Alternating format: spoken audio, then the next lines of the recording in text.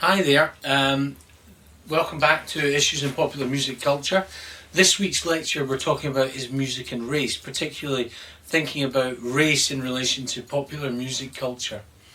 Why is race a big topic in popular music culture? It's a big topic primarily because music is one of the most powerful means of constructing race, and also how we recognise other people's races, and also it's one of the key means both for the performance of racism and also for the subversion of racism, and the subversion would be the sense in which racism is combated. So music is very powerful, not only because it's not just text, it's not just words, it's songs, for instance with tunes, often can carry a strong message of anti-racism or of a racist message because of the tune. But it's also the images that go along with songs and popular music culture, and what we call the paratext. And the paratext are all those associated items that we think about in relation to music: album liner notes, websites, album reviews. Race is usually thought of as the biological inheritance of your race. So people are often think of race in terms of black, white, Asian, and they also think though, and often confuse race with ethnicity.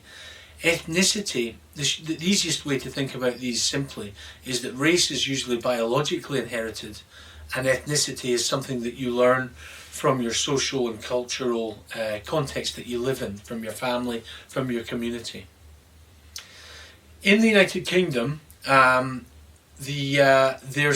are very different experiences across the United Kingdom in relation to race and how race is constructed in different parts of the United Kingdom.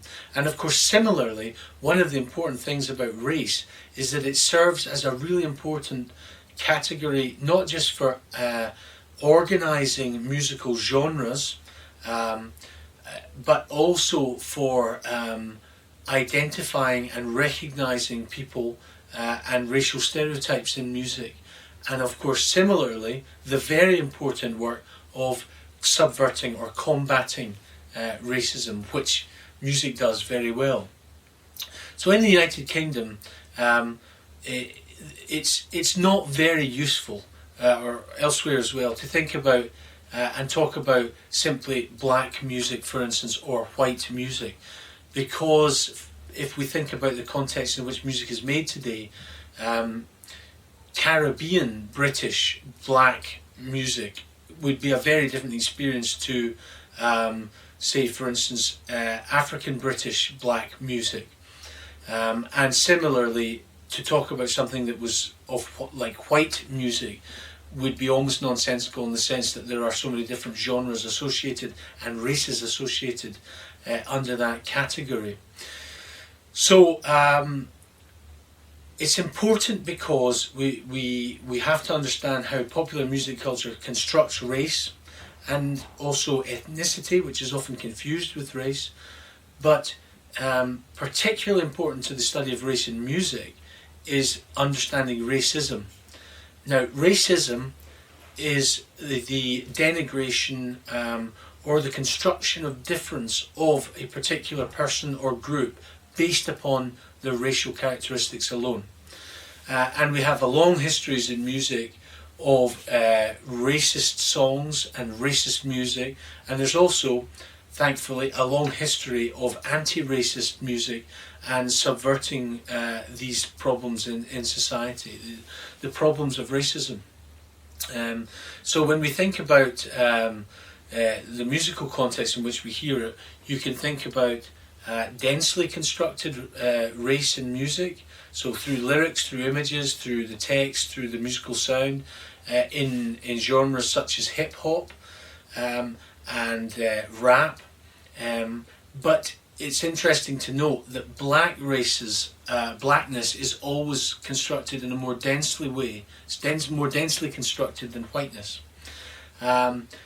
Similarly, there's a long history of anti-racist songs, which in the Anglo-American world, which are very important to understanding race.